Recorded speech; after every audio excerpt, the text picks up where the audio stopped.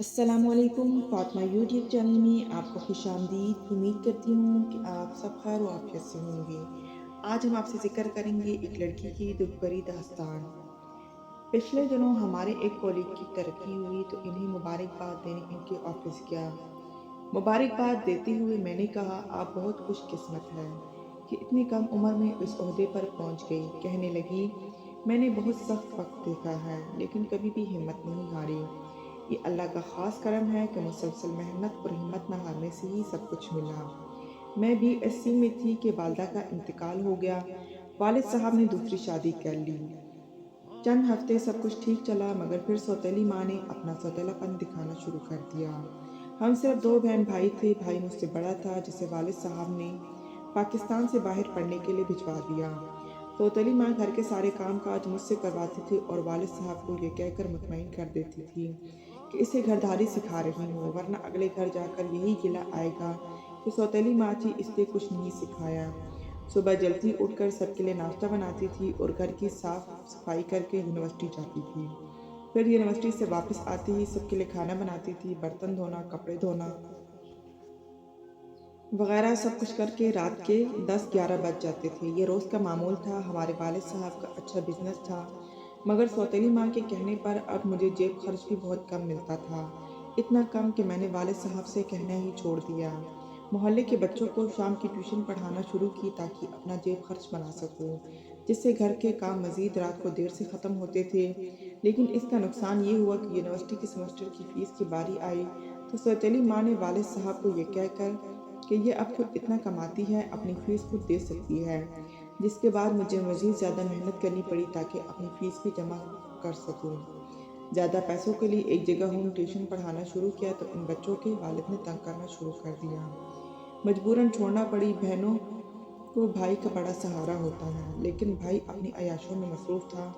मैं जितनी भी कोशिश करती मगर वो मेरी बात अव्वल तो सुनता ही नहीं था। कभी सुन भी लेता था तो एक ही बात होती थी कि तुम औरतों की लड़ाइयाँ कभी ख़त्म नहीं होती। वालिद साहब का सहारा तो था, वो तो सौतेली माँ ने छीन लिया। मेरी डिग्री होते ही सौतेली माँ ने अपने किसी रिश्तेदार के साथ मेरे रिश्ते के लिए वालिद साहब के कान भरना शुरू कर दिए। वो नशई सा था और वाजबी सी तालीम थी उसकी।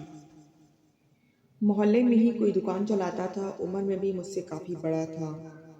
मैंने इनकार किया तो सौतेली माँ ने कहना शुरू कर दिया कि यूनिवर्सिटी में ही इसका किसी के साथ चक्कर होगा, इसीलिए नहीं मान रही। अब तो मेरे दिल में आता था कि अच्छा ही होता कि कोई होता जिससे शादी करके इस जहन्नम से निकल सकती। बड़ी मुश्किल से एमफिल की इजाज़त मिली। अपने अखराजात तो मैंने पहले ही खुद पूरे कर रखी थी लेकिन एमफिल की फ़ीस ज़्यादा थी, इसलिए वालिद साहब से बहरहाल कुछ न कुछ सपोर्ट ज़रूरी थी। उनकी अच्छी माली हैसियत की वजह से मुझे कोई स्कॉलरशिप भी नहीं मिल सकता था। मुश्किल से एमफिल में दाखिले की इजाज़त मिल ही गई। एमफिल के पूरा होने के करीब ही एक क्लास फेलो ने प्रपोज किया। मैंने किसी सहारे की तलाश में थी, इसलिए इसे फ़ौरन कहा कि रिश्ता भिजवा दो। इस रिश्ते के आने पर सौतेली माँ ने तूफान खड़ा कर दिया। वो इल्ज़ाम लगाई, खुदा की पनाह। लेकिन मैं डटी रही। क्लास में वो लड़का काफ़ी अच्छा था, शक्ल और सूरत और इखलाक भी मुनासिब था। वालिद साहब ने लड़के का घर बार न देखा, बस ऐसे ही नाराज़ होकर हाँ कर दी और कह दिया कि शादी करके जाओ और वापस कभी इस घर में ना आना।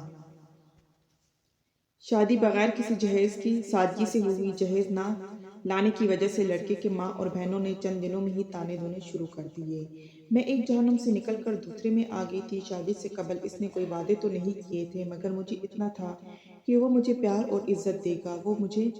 वो भी ना मिले। कुछ दिनों के बाद तानों ने जिस्मानी अजियत तक पहुंच गए।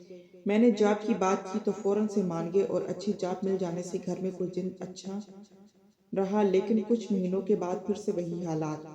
शायद इन्हें इस बात से शेर बना देता था कि इसका आगे पीछे तो कोई नहीं है। बाप सौतेली माँ का हो चुका है और घर आने से मना कर चुका है। भाई भाई ने बाहर किसी मैम से शादी कर ली है और इसे बहन का कुछ याद ही नहीं था। जिन लड़कियों का मैका ना हो तो वो कटी पतंग की मानन होती है। मुझे तनख्वाह मिलते ही शोहर सारी ले लेता था और घर में सास की मर्जी चलती थी। मुझे जॉब से वापस घर के सारे काम भी करने थे। इसके बावजूद भी ताने और मार कुटाई हाथ आती थी। हर माँ इतना कमा के देती थी फिर भी जहेज न लाने वाले ताने ख़त्म ही नहीं होते थे। باپ اور بھائی سے تحفظ نہ ملنے کے بعد مجھے شوہر سے یہ توقع تھی، مگر اب وہ بھی ختم ہو چکی ہے۔ شوہر سے کئی بار بات کی، اسے سب بتایا، مگر اسے صرف یہ تھا کہ میرا میکہ ہی تو ہے، میرا میکہ ہی تو ہے، نہیں تو کہاں جاؤں گی۔ سب جب کہ سب کچھ برداشت سے باہر ہو گیا تو میں نے خلا کے لیے کیس دائر کیا۔ جب تک خلا کا کیس چلتا رہا شوہر کے گھر ہی رہی، اسے کہتی رہی کہ آپ ابھی بھی حالات کو بہتر کر لو تو میں خلا کا کیس واپس لے لوں گی، مگر اسے تھا کہ میں خلا نہیں لوں گی بلکہ صرف اسے بلیک میل کرنے کے لیے یہ سب کر رہی ہوں۔ مجبوراً خلا لے لی۔ خلا لے کر والد صاحب کے پاس پہنچی تو سوتیلی ماں نے گھر میں ہی داخل نہ ہونے دیا۔ والد صاحب کو کال کرتی رہی مگر وہ اٹینڈ نہیں کر رہے تھے۔ وہیں دروازے پر ان کا انتظار کیا، مگر جب وہ آئے تو میری بات سنے بغیر ہی اندر چلے گئے اور دروازہ بند کر لیا۔ بھائی سے بھی بات کی، انہیں سب بتایا، مگر ان کا کہنا تھا کہ اپنے مسئلے خود حل کرو۔ وہاں سے ایک گرلز ہاسٹل میں آ گئی۔ جاب کی وجہ سے پیسوں کا مسئلہ تو نہیں تھا، اس لیے 1-2 سال میں ہاسٹل میں ہی رہی۔ مرد ذات سے نفرت سی ہو گئی تھی۔ میرے ایک کولیگ کو کسی طرح میرے حالات کا پتہ چلا، جس کی پہلی بیوی فوت ہو گئی تھی۔ اس کے 2 چھوٹے بچے تھے۔ اس نے ایک بزرگ کی مدد سے مجھ سے رشتے کی بات کی۔ اس کی کافی کوشش کے بعد میں نے نکاح پر راضی ہو گئی۔ اب مجھے قدرت نے وہی لا کھڑا کر دیا جہاں کچھ عرصہ قبل میں اور میری سوتیلی ماں تھی۔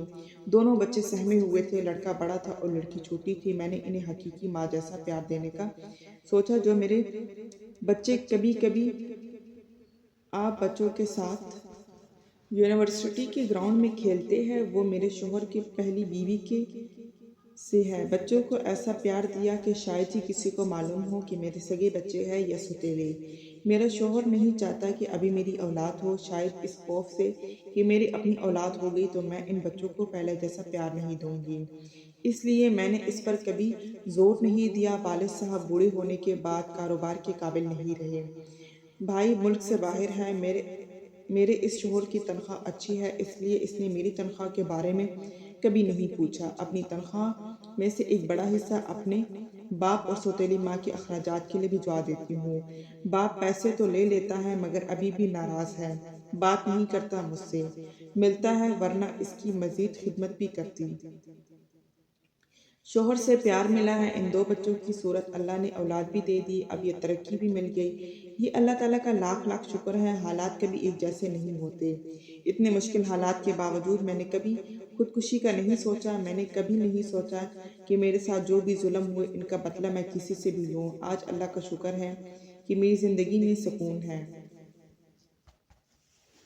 ناظرین، یہ تھی میری آج کی کہانی۔ امید کرتی ہوں کہ آپ کو پسند آئی ہوگی۔ مزید اچھی کہانیوں کے لیے ہمارے ساتھ جڑے رہیے تاکہ ہر نئی آنے والی